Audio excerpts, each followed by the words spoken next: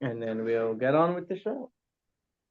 Okay, doke. Oh, I have to pull up the.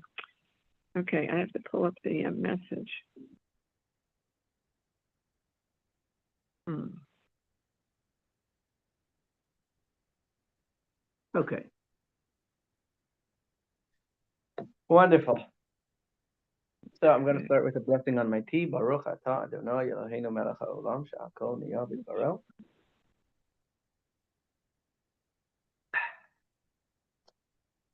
We'll put a coin in for charity, and we shall begin. Okay. Okay, we'll start with the blessings that we make when we learn Torah. Baruch atah Adonai Eloheinu melech haolam asher kiddushanu b'mitzvotav v'tzivanu al divrei Torah. Hurrah. So, I want to give today a little bit of a background and an introduction. We're going to be talking historically, and we're going to be talking about what was going on in the Jewish scene, what was the circumstances surround the birthing of the Hasidic movement, and then specifically the Chabad Hasidic movement. And hopefully we will come away with a better understanding of what is Chabad, why is Chabad, and how can we live with Chabad.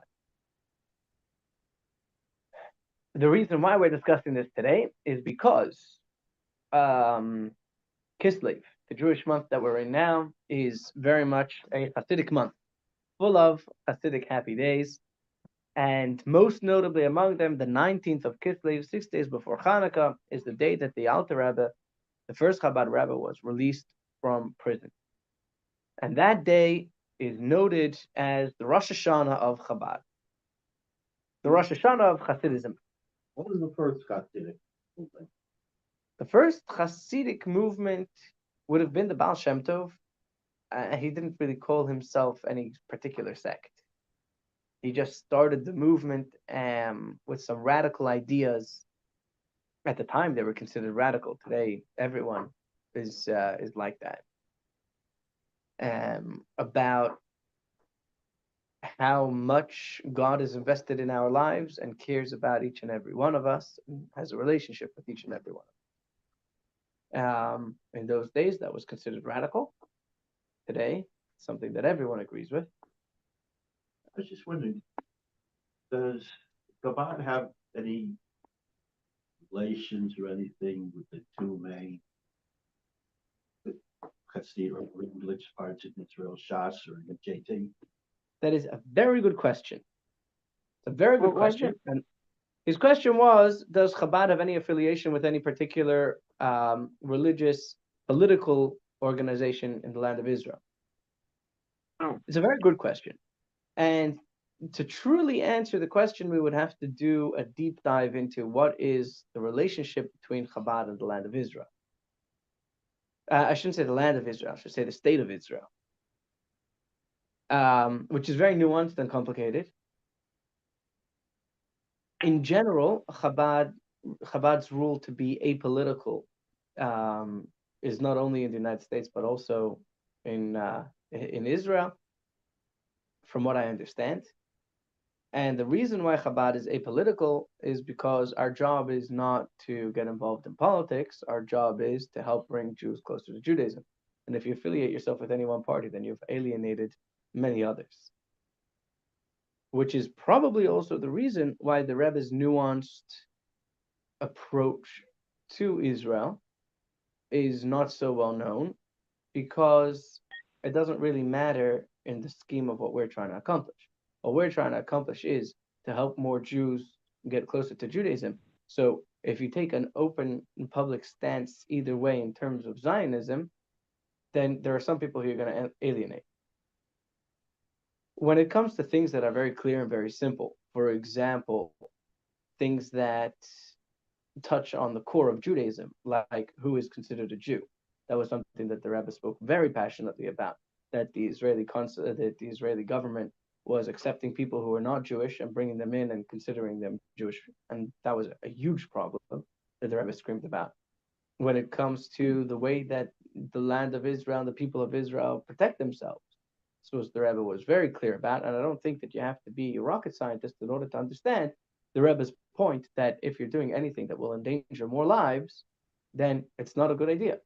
And to listen to America when what they want is that the war should end, they don't care about your safety. Now, it's not that they don't care about your safety, but their objective for ending the war is very different than your objective for ending the war, and therefore the way that they're going to end the And war their motives.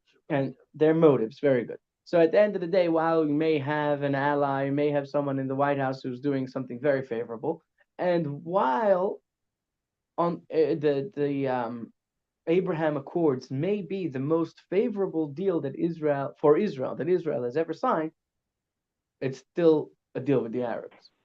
So from America's perspective, they've done great by coming up with this idea that is much more favorable to Israel than any of the ideas that were brought forth before. But on Israel's side, I think they're stupid for signing the deal because your hands are tied by people who are not you, and in the long run have their best interest in mind before yours, or at least they should have their best interest in mind before yours. I don't know if that answers your question, but I hope it does. So So when did the different sects emerge? that's a very good question. The answer is, What question? I'll just give you a brief timeline here. The question was, when did the different sects of Hasidism emerge? And I'll give you a very brief chronological timeline, and then we'll jump into the class. You had are we going to talk about this? I should have to remind myself.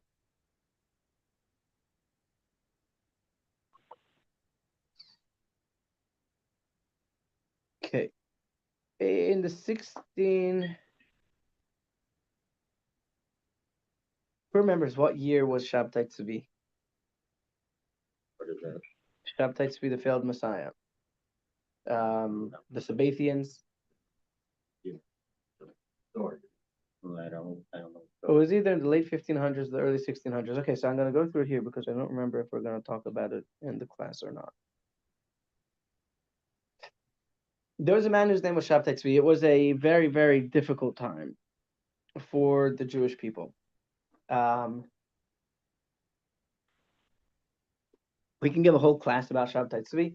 The bottom line is that in the years 1648 and 1649, there was an evil man by the name of Bogdan Khmelnytsky, and he led horrible Cossacks and pogroms against the Jewish people, murdering and pillaging Jewish towns and wiping out tremendous amounts of the Jewish people. I believe it was in Russia. Yeah, definitely that part of Europe. At the same time, there was, or I don't remember, it was either shortly before or shortly thereafter, but in that same time period, in the 1600s, there was a man by the name of Shabtai Tzvi. He was a young kid. He was a genius. He was a devout Jew, and he went crazy. And he was proclaiming himself as the Messiah. He was making miracles. It was wonderful, and he was promising that everyone and the entire Jewish world went along with it. They thought that finally the Mashiach had come, and especially because they had just gone through such horrible persecution. Now, I don't know what the numbers are, and I don't know if the numbers were recorded, but in saying to say it proportionately to the Holocaust. But it was really bad. It decimated Judaism in Europe in a horrible way. And here came this guy who was the leader and savior. After all the suffering we've been through, we believe that we're ready for Mashiach. And the people started following him, and that was all fine until he converted to Islam. Oh my goodness. And that was where they became a problem. Really? Kind of like why? It's a little bit of a problem if Messiah converts to Islam, the Jewish Messiah converts to Islam. But the people were so hooked on him, and he gave an explanation, and he said that the reason why he converted to there was a guy who was his henchman. He was like his right-hand man, whose name was Nathan of Gaza. This Nathan of Gaza, I don't know if he came from Gaza or that's what they called him, I don't know. But he was like the prophet's messenger, if we shall. And he said that the reason why Shabtai Tzvi converted was because in order for him to elevate the sparks, the godliness that had descended into Islam, he had to convert and become one of them so that he could elevate that as the final stage in the coming of Mashiach. And then he dies. I don't remember what was the story there and how he died. But the bottom line is that at that point,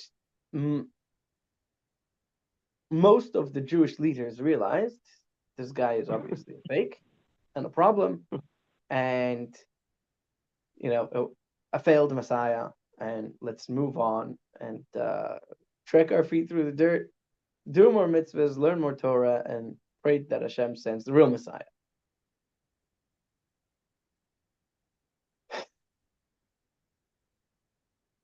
The problem is that there were many Jews, even some devout Torah scholars, who in their hearts retained the belief that Shabtai Tzvi was the real Messiah. Why is that a big problem? It's a big problem because if you have people who don't look religious, and you have people who, there are crazy stories that went on in those days of people who were doing really not good things and inappropriate things and saying, well, the Messiah has come, so this is now okay.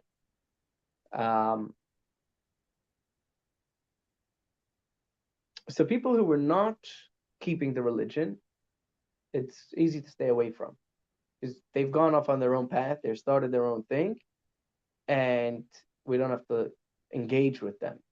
So that's not, it's bad and it's sad, but it's not a real destruction to the core of Judaism, because you still have the Jewish people who are doing Jewish things. The real problem is that you had very religious Jews who were still under the influence of Shabtai Tzvi.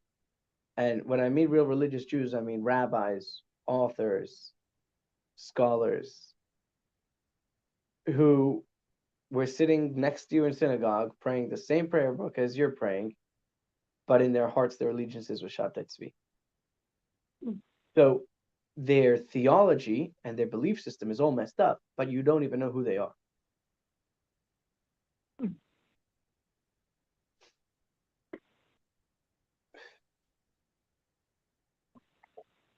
Rabbi Yaakov Emden was at the forefront of the witch hunt for these Sabbathian rabbis. And he actually accused Rabbi Yonasan Eibeshitz, who's a great ancestor of mine, of being a Sabbathian. I don't believe that it's true, because the proof against it is overwhelming. But there were many Jews that many rabbis and holy Jews that he ousted as being Sabbathians. So you could imagine that people at that time were very vulnerable because of all the destruction from within and from without, as well as very skeptical and critical of anything that doesn't conform to the old Judaism that we know.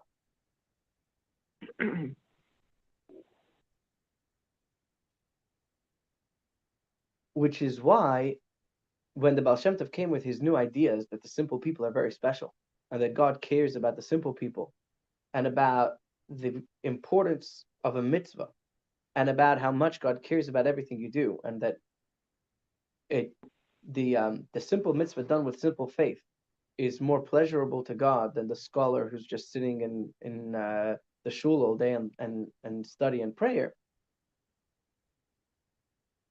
Mainstream Judaism was extremely critical of that, because they thought, is this the next Shabtai Tzvi? Is this the next cult that's going to destroy Judaism?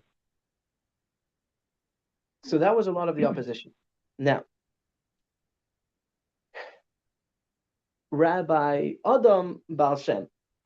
So another thing over here, another factor of this is the study of Kabbalah. The study of Kabbalah was typically, and the secrets of the Torah were typically taught only to this very select few people under specific circumstances. and was not widespread. Rabbi Adam Baal Shem came along. He was a miracle worker. He knew how to use God's name and invoke God's name to make miracles. You can read more up on him. Fascinating individual, a pious man. And he set up schools where he was teaching Kabbalah to the masses. This also fell under public scrutiny in a very negative light.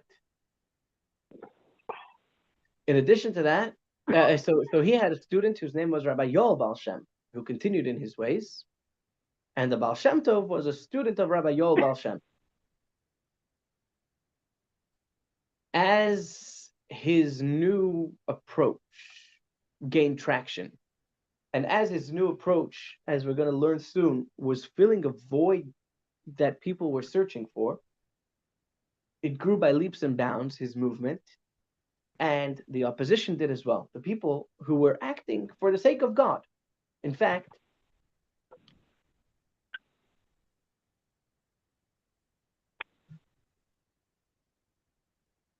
Hello? I don't want to, yeah, I'm still here. I just don't want to mess up the story. I know we're I'm going to go over sorry. time here, but this is good. This is good and This is foundational. fabulous. Yeah, no, I wish Susie was here. I'm sure she would love it. She can listen to the recording. she would love it. She would.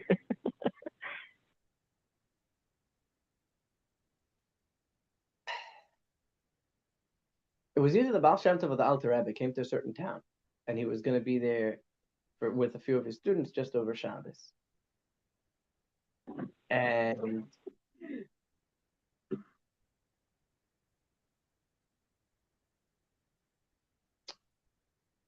I'm going to mess up the story because I don't remember all the details. But the short of the story is that the townspeople were thinking, in our town, the cult is going to come and try to influence our young men and women, more the men. We can't have this. So they came to the rabbi and they told the rabbi that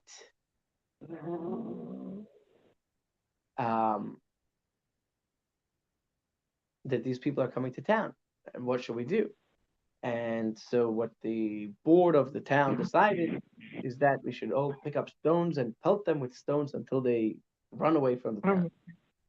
And the rabbi is thinking to himself, well, if this is a mitzvah, because these people are coming and trying to destroy Judaism and trying to seduce our people away from the ways of God, and this is another cult and another attempt at sabotaging Judaism and leading people astray from God, then it's a mitzvah to get rid of them. But on the other hand, what happens if they are right? What happens if they are real Torah-abiding Jews?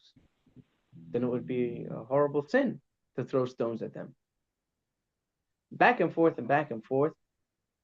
And he was so lost in thought that he forgot all about where he was. He was having this deep contemplation in his head, and he didn't get a chance to throw the stones. He wakes up, he sees they're already leaving town, so he picks up some stones and he runs after them. And he's running after them, and I think it was the Baal Shem Tov. I'm going to mess up some details of the story, but the point of the story is what matters. The Baal Shem Tov sees this rabbi running after them. He tells the wagon driver to slow down. And he calls out to the rabbi. Of course, he had prophetic vision. He calls out to the rabbi, and he says,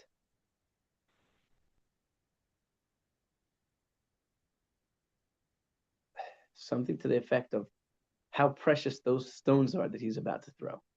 And of course, the rabbi realizes that this man is a very special holy man. Most witchcrafters don't see that. And he took the stones out of his pocket. He wanted to. I don't remember if he ended up throwing them or if the Baal Shem Tov asked him to throw them at him or what the end of the story was. But the bottom line is, and the point of the story that I'm trying to bring out, is that these people were not just angry people who were looking to start fights. These people were acting for God. These people were trying to save God's name. These people were Doing God's will. doing God's will in their mind. And so what the Baal Shem Tov was saying is these stones that you're throwing at us, these are holy stones. And I understand and appreciate where you're coming from, and I appreciate that you're trying to save Judaism. Now, of course, they were misguided. So what is it exactly about the policy thing that the rabbinical establishment objected? The opponents, Yeah. there was a few things. There was the fact that he studied Kabbalah. There was Well, I mean, but other, I mean, did you other Jews study? not in public. He studied in public, or He studied in public and taught it in schools, in how was it yeshivas. taught? Why was it? And who else? And the establishment, they did. They didn't. They learned just the Talmud. Good. They were Yeah. very wary of the Kabbalah. The fact that he used Kabbalah, there's Well, also I there's mean, but two the parts to Kabbalah. existed.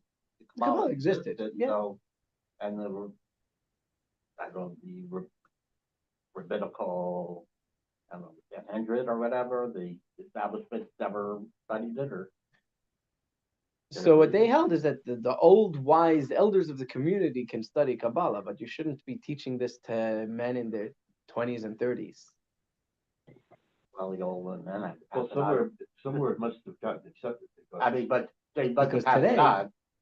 But the old men who studied it, they had to pass it on. They passed it on to other old men who were younger than them, So, But, like, they were in the 60s and they got that in the 40s.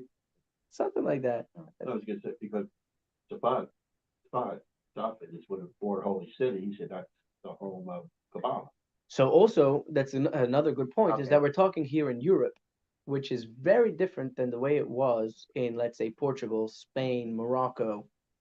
In Yeah. Europe, they were much less accustomed to the study of Kabbalah than they were the rabbis who were on the other, Okay, the so- Sephardic rabbis. So one thing they didn't like was they was a little bit too free in his teaching of Kabbalah. Correct. Another point is that there's two parts of Kabbalah. There's Kabbalah, let's talk about the intellectual, the theological Kabbalah, and then there's practical Kabbalah. What do I mean by that? Or what I mean by that is that there's Kabbalah that talks about and explains many of the deep secrets of the Torah, gives you a deeper understanding into what God is, who God is, how God relates to us, and gives a deeper explanation to many ideas and concepts in the Torah. You also have Kabbalah that can be used to for let's just call it white magic. Some of the sages, one of the sages in the Talmud used Kabbalah to create a calf for himself on Friday and slaughter it, and he had food for Shabbat. So it was the Baal Shem Tov, his use of Kabbalah for, I wouldn't say personal use, but for healing the sick. He would write amulets that would heal the sick. He did a lot of crazy and out there things. There are many stories of the Baal Shem Tov. About the Baal Shem Tov stories, there is a saying people say that if you believe all of them, you're an idiot, and if you don't believe any of them, you are a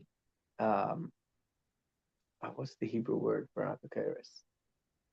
A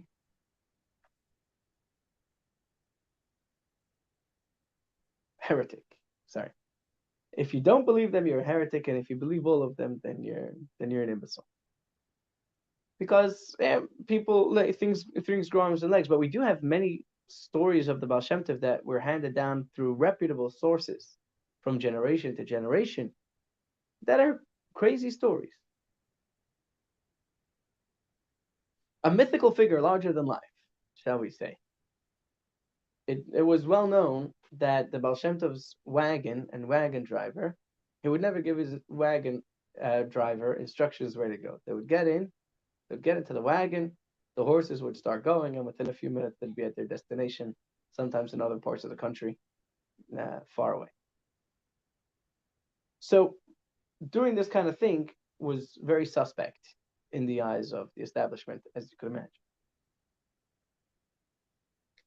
And then there was also his focus on the simple people that they didn't like. which is very different than the hierarchy that they grew up with, which was the Torah scholars at the pinnacle, at the top of the mountain. And here you are telling me that this guy, this tailor who can barely read Hebrew, and he's stuttering through his words of prayer, and he's saying an extra few chapters of Psalms before he heads out to work, and that's just as pleasant to God as my 7 hours a night of learning, in addition to what I learned during the day. You gotta be kidding me. And he really ended that chasm and bridged that gap between the saintly and the simple. And you could imagine why a Torah scholar whose entire life was built around the honor and prestige of being the head of the yeshiva wouldn't like being compared to the simple tailors and cobblers who lived in his town.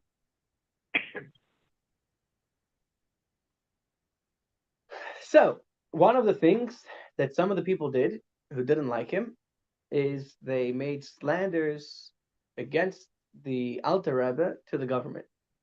And one of the main things that they did is so the Alter Rebbe had some students, and also one of his teachers, Rabbi Mendel of Haradach, who was a peer of his, who he looked up to as a mentor, made Aliyah, moved to the land of Israel, which was at that point under Turkish rule, the Ottoman Empire. We're talking the year 17.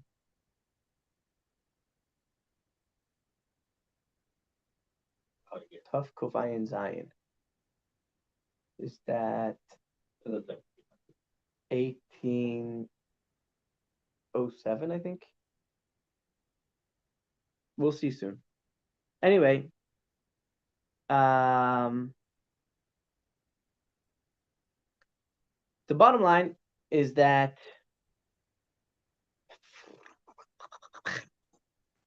where was I? He was collecting money from the poor people of Russia to send it to the poor people of Israel, so that they could sit and learn and study. They did not have a very great means of supporting themselves, the Jewish people who lived in Israel. At that time, Russia and Turkey were at war, and the Alter Rebbe sent 30,000 of the currency, I guess, rubles, to Israel for the community there, and which was under Turkish rule. Much worse than that, they added they got a copy of the letter, and they added a 1 before the 30. So in Hebrew it would be a lamed, and they added a kuf before the lamed. 130,000 rubles is much different. You're not just sending to your people, to your friends in 130,000 rubles in those days. So yes, as you said, they declared him an enemy of the state. They brought this proof to the government, and they said, look, the head of the Hasidic movement is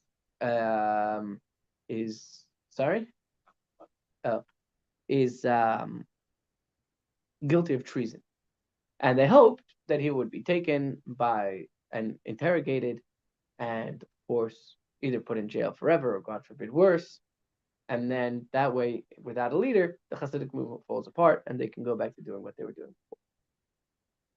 Of course, most of them had very holy intentions. Some of them didn't.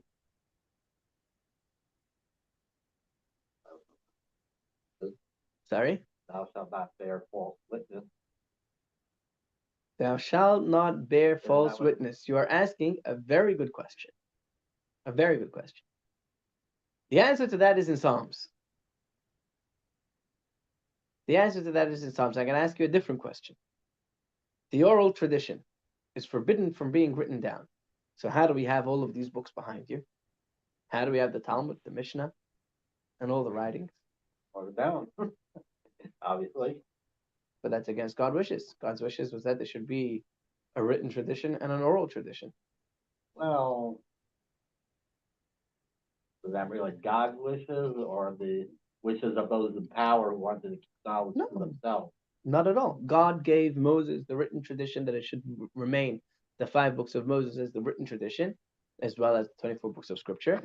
And he gave him the oral explanations that were to be transmitted from father to son, teacher to student, and not be written down.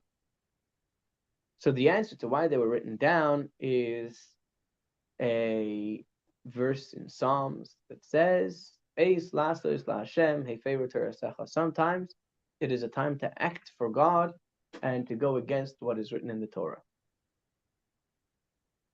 In other words, in their mind, the entire Judaism is at stake here. I'm not saying what they did was right, but I'm saying I can understand why they did it. If the entire Judaism is at stake, would you not do whatever you could to stop them? So they felt that to keep it strictly oral would be to lose it. Exactly. So Rabbi Yehuda Hanasi, and then followed by, so he authored the Mishnah, followed by Ravina and Ravashi a few hundred years later, who wrote down the Talmud.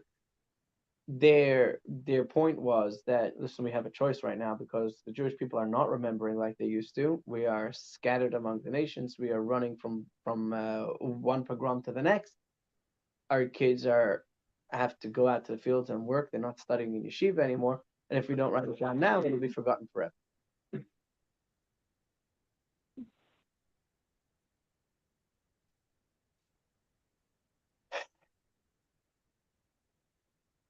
Okay. What year is that, Rabbi? Is what? The writing of the The writing of writing of the everything. Talmud? The writing of the Talmud happened. You can Google it. It's around in the first 200 years, I think, of the Common Era. Okay. Maybe a little more than that. Maybe that was the Mishnah, and the Gemara was written a little bit later. It's over 1,000 years ago. Maybe closer to 2,000. Anyways, wow, we're just in the introduction, and it's already almost time to finish. Okay, let me see.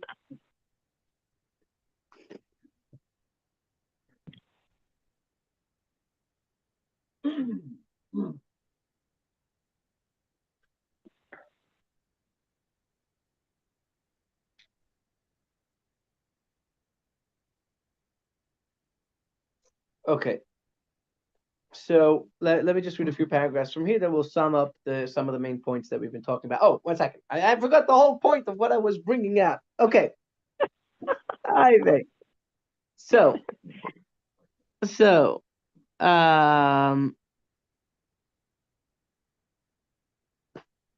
they put him in prison. While he was in prison, the Baal Shem, the Alter Rebbe, was also an extremely holy man, and there are stories of while he was in prison. For example, while he was in prison, they were taking him to jail, and it was Friday. And he said, on Friday, I just want you to know that we should stop by the next town because on Friday I don't travel after midday.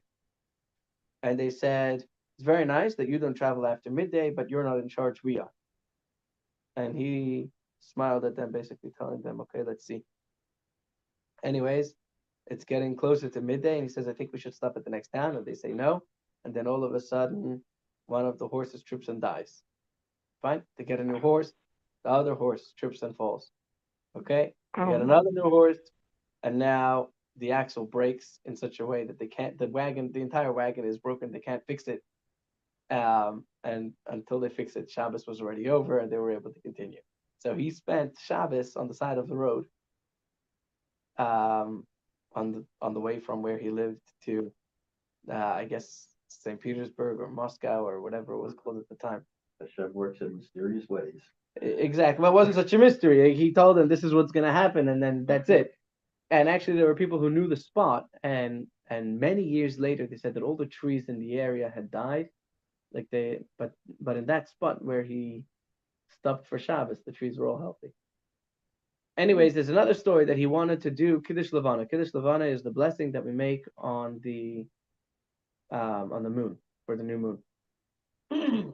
And he was in a cell. When he's in a cell, he can't see anything, he can't know anything, can't do anything. Which, by the way, parenthetically, when it was the cell, so one of the intimidation factors, they were trying to confuse the people. So he had no outside light, and so he was not supposed to know when it's night and when it's day. Anyways, they invite him in at a certain point. They tell him it's a certain time, and he says no. And he gave them the exact hour that it was. And they said, how do you know the time? You don't have a clock. You don't have a. They said it's very simple. The angels of the day and the angels of the night sing different songs. I know it's not the daytime because the angels that are singing now are the night angels. Another story, the king came to him. The Tsar himself wanted to see the Alter Rebbe, but didn't want the Alter Rebbe to know it was him. So he came in dressed in plain clothes into the Alter Rebbe's cell. The Alter Rebbe rose for him and addressed him as king. He said, "How did you know it was me?" He said, King comes in, the kingly angels coming with him. I tell it to you. So back to the story on the boat. Of course, if they go on all the flying. Yeah, I'm sure he did his, Yeah. meaning he put on some makeup or whatever it was that he shouldn't be able to see who he was. He knew that he was dealing with a very intelligent man. Whether a treason or not, he was well regarded by all of the prison officials. So back to the story on the boat, he told them, please stop the boat because I want to pray. And I can't pray while the boat is moving. And they said, sorry, we have an interrogation to get you to. The boat will continue.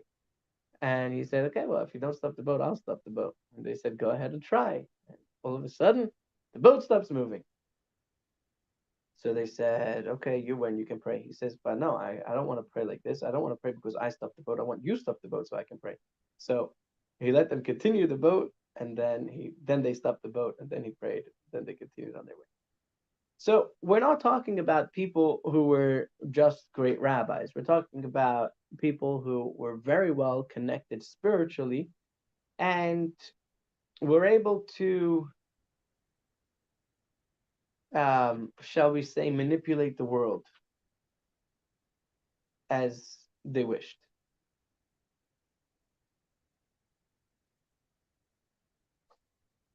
And we can go on and on and on with miracle stories about the Baal Shem Tov and the Alter Rebbe, but I see it's already 11:40, and it's time for us to move on with the class. Kind of sounds a lot like the Christians we call saints. Okay?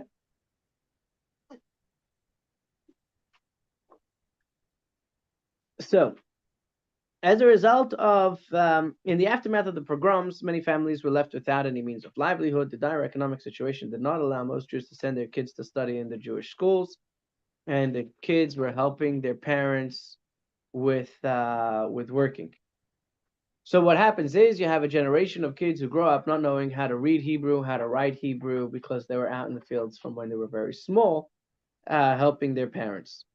This situation divided the Jewish people into two groups that were alienated from one another. You had the rabbis and the scholars, and they actually made separate synagogues because they did not want to affiliate themselves with the illiterate, and they told the illiterate, you're going to have to pray in a different synagogue. And you can imagine that the gulf between them was growing deeper and deeper until the very Jewish identity of the simple people began to be called into question, and they really had nothing much about their Judaism. They couldn't read, they couldn't write, and they couldn't even come to shul. They had to come into their own shuls, but you can imagine if the rabbi of the shul can't read or write Hebrew, doesn't and he's going off what he remembers his parents teaching him, which is not that much either, you could imagine what these synagogues looked like. On the other hand, the situation among the Torah scholars was also far from healthy. Over the long years of exile, fundamental values had been distorted. Many Torah scholars lost the inner meaning of Judaism, the pure faith, the joy in mitzvahs, the love for fellow Jews, and more. Prayer became like a body without a soul. Observance of mitzvahs, even when meticulous, became a burden performed without any love or joy. Even Torah study, the center of their lives, lacked the warmth of the Jewish soul. In general, Judaism had become a Judaism of oi instead of a Judaism of joy. If you do not perform the mitzvahs or study Torah, God will punish you, and so on. So, against this sad historical backdrop, Rabbi Yisrael Baal Shem Tov was born on the 18th day of Elul in 1698. The soul of this child was destined to breathe life into the Jewish people. His name, Yisrael, is also the name of the Jewish nation, for his birth was a call to awaken a people that had fallen into spiritual faintness. Source number one.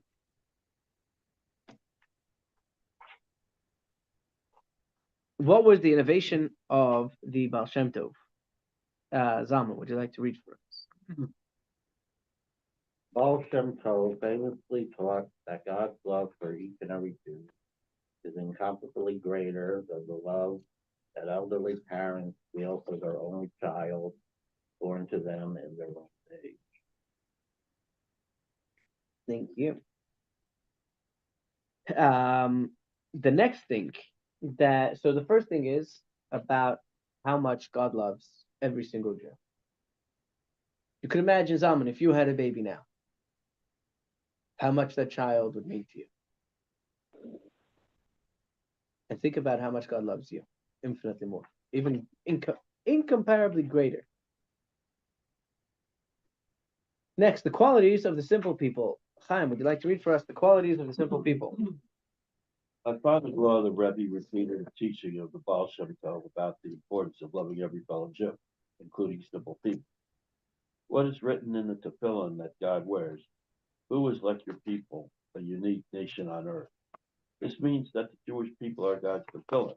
Tefillin have two parts, one worn on the arm and one worn on the head. Both are mitzvot and both require a blessing. There are different opinions about whether one blessing covers both or two separate blessings are made. The order is that the hand tefillin are put on before the head tefillin. The same is true regarding God's tefillin. The arm tefillin, meaning the Jews who focused on actively performing good deeds, simple Jews, comes before the head tefillin, the Jews who focus on Torah study and comprehension. This teaching of the Baal Shem Tov awakened in many a feeling of love toward even the simplest Jew, because of the special advantage possessed by those who devote themselves to good deeds over those whose primary focus is intellectual achievement. Thank you. And I realized that, again, even though I said I'm going to go back and to explain what I went to come to, I forgot to actually get to the point. The Baal Shem Tov was wanted to the Baal Shem, the Alter Rebbe, understood that there is a lot more to the world than just what we see, and he understood that there was a great commotion in heaven about the fact that he is spreading the Hasidic ideals, and so he asked his teachers who came to visit him in prison, the Maggid of Mezritch and the Baal Shem Tov, who had both already passed away, came to visit him in prison. And he asked them, should I stop teaching Chassidus? And they told him, no, you should continue even more and greater than before. And so when he came out on the 19th day of Kislev, he came out with a renewed vigor to strengthen the study of Hasidism and and following in the ways of Hasidic practice. And that is why the 19th day of Kislev is called the Rosh Hashanah of Hasidism. So with that, the question is, what are the ideals that are the main crux of Hasidic thought and philosophy? So far, number one is to understand that God loves you, each and every Jew. The second thing is that God loves even the very simple people. And the third one, Joan, would you like to read for us about divine providence? Source number 3. The Baal Shem Tov taught that divine providence extends to everything, including inanimate objects, vegetation, and animals, and to every single detail. Even a leaf that turns over from one side to the other, whether moved by the wind or by some other cause, is a result of divine providence. Thank you. So that was also a radical idea that a lot of people did not get behind. Today, everyone agrees and everyone believes that everything that happens is ordained by God. But in those days, it was a novel concept to say that God's individual providence extends over not only the human race and not only the Jews, but God cares even about the animal kingdom, even about the vegetable kingdom, and even about the grass, the earth, stones, the water, and things like that. Why is this such a powerful idea? Because the implications of it are massive. The implications of it are, first of all, that God is extremely involved in the world. Massive implication. Second of all, anything that happens to me personally is very important. But even the fact that this book is sitting on this shelf right now, or the fact that this tissue is here in this box, in this room right now, is for a specific reason.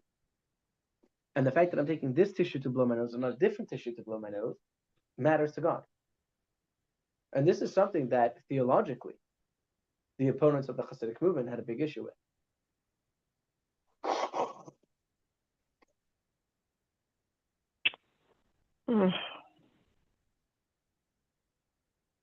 Today, everyone agrees and believes it. But in those days, they thought, why would God be interested in this box of tissues? I understand where they're coming from. Then, Rabbi, but then we're back to the same thoughts or Sorry? concerns about. Then we're back to the same concerns of why does God let certain things happen that seem to us to be so totally terrible. And I know we don't know why. We just don't know why. That is true, But but we do know that it's a reason. So it's also a little comforting to know that if God has a specific reason for every single leaf that blows in whichever way it is, and the reason why a leaf spins so many times through the air before it lands on the ground is for a specific reason that matters to God's master plan of the universe, for sure, something that happens to a human being, and even more so, especially something that happens to a Jew, is part of God's master plan. So over here we have a beautiful story about the little leaf. Zalman, would you like to read us the story of the little leaf? It is told that one of the Baal Shem Tov students could not fully accept this idea of specific divine providence. He brought his questions to his teacher, the Baal Shem Tov, and instead of answering him with explanations and intellectual proof, the Baal Shem Tov simply instructed him to go into the forest, stand next to a tree, and begin to follow the path of the first leaf that would fall from it. The student did so, and began to walk after the leaf. After a long while, he followed the trail of the leaf as the wind blew it here and there, until it led him out of sight. The leaf continued rolling across the field, and finally came to rest between two stones. The student approached the leaf and saw that from between the stones a worm emerged and began to chew eagerly on the leaf. When the student returned to his teacher, the Baal Shem Tov, before he even opened his mouth to tell what happened to him, Baal Shem Tov said to him, God who sustains the entire world caused that leaf to roll in such a way that it would reach that poor worm and serve as food. Every step of the leaf's journey was under specific divine providence. Thank you. So these messages of Hasidism swept through the Jewish world like a storm. They were received as an elixir of life. And that word is going to become important soon. And within just a few short years, hundreds of thousands of Jews affiliated themselves with the Hasidic movement. It should be noted that although the ways of Hasidism, joy, love for every person at every level, and the like, captured everyone's heart, the deeper teachings of Hasidism, some which we have learned here, were studied only by the inner circle of the Baal Shem Tov, his students, and their students. So there was what was for the masses, and there was what was taught more closely. And just this joy and rejuvenation of Jewish life swept through the Jews of that time like wildfire. In the next generation of Hasidus, among the students of the Baal Shem Tovs themselves, a debate arose over how much the Baal Shem Tov's teachings should be publicized to the broader public. Some felt that the teachings should remain within a closer circle where they could ensure that they were being properly understood and not distorted. But most of the students, led by his primary disciple, the Maggid of Mezrich, who took over his place, believed that the correct path was to spread the Baal Shem Tov's teachings to all, because there they would be an elixir of life to revive the souls of the Jewish people. This intense debate was expressed and resolved in the following fascinating story. And Chaim, would you like to read for us source number 4? The Holy Rabbi Pinkus of Koretz opposed the method of our teacher, the Maggid, of publicly teaching Hasidism, saying that such lofty matters required more discretion. One day, Rabbi Pinkus found 2 pages of the written teachings of my teacher blowing about in the yard, much to his consternation. Could you imagine the holy writings of the Baal Shem Tov, a copy of it at least, was just blowing around laying on the floor? This is a disgrace. When I saw his dismay, I repeated a well-known parable to him. The king's son was gravely ill, and the doctor said there was no remedy for his ailment. The only hope was a non-conventional cure, to grind a certain gem and mix it with water and drink it. The king ordered them to try. They searched the king's treasure house for the gemstone with these miraculous properties, but to no avail. The king's son condition continued to worsen. One of the wise people investigated and found that one of the crown jewels was indeed this very stone they were seeking within the healing properties. The king was appraised of his find, and in the meantime, the prince's condition took a turn for the worse. The doctors advised that even if his healing potion was poured directly into his mouth, it was doubtful whether it would be effective, and the crown jewel might go to waste. The king responded, "My crown is very valuable, honors those who wear it, and this gemstone is the most precious part of the crown. However, all worthless. However, this all or worthless, all worthless compared to the life of the prince. It is worth grinding the crown jewel, even if its cure is doubtful, for perhaps even a drop will enter the prince's mouth and heal him." When I concluded the parable before Rabbi Pinkus, he laughed and said, "You are correct in your words. You have justified the practice of teaching Hasidim publicly. Blessed is the rabbi who has such students." Beautiful. So his point was that let the words of Hasidic philosophy flow around in the streets, but if one word will enter the heart of a Jew and inspire him to get closer to God, then it's all worth it.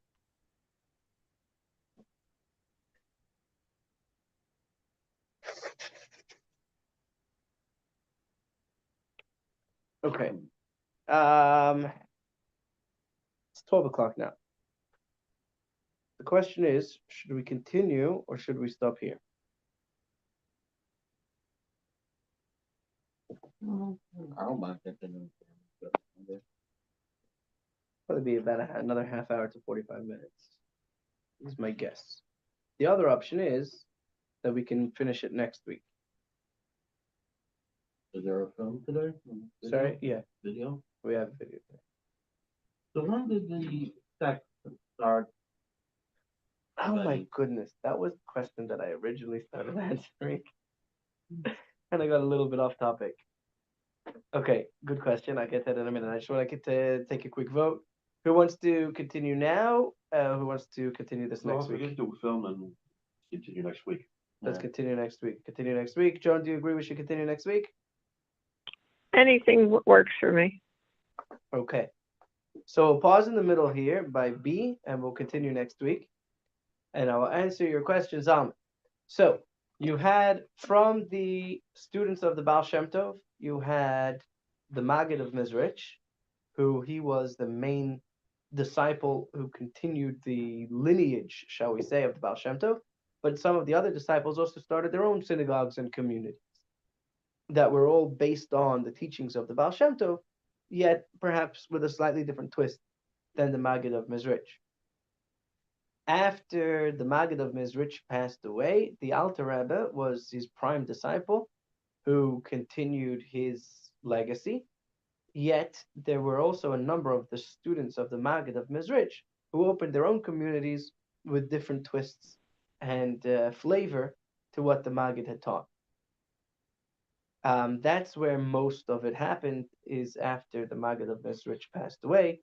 The different areas were split up amongst the different disciples, and the Alter Rebbe went on to tackle White Russia, and that was how we ended up in Liadi, Lyozhna, eventually in Lubavitch.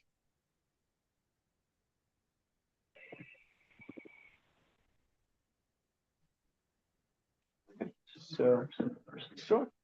I might have some here, but if you want cold, we have in the fridge. Yep. Please, I'm sorry. So, hope that answers the question. Joan, thank you for joining us. Oh, thank you, Rabbi. And everyone else as well. Take care, Shabbat Shalom. We'll see you next week, God willing. Unless Nacham is in labor. So the Baal Shem Tov. Oh, yes, yes, yes. Oh, my.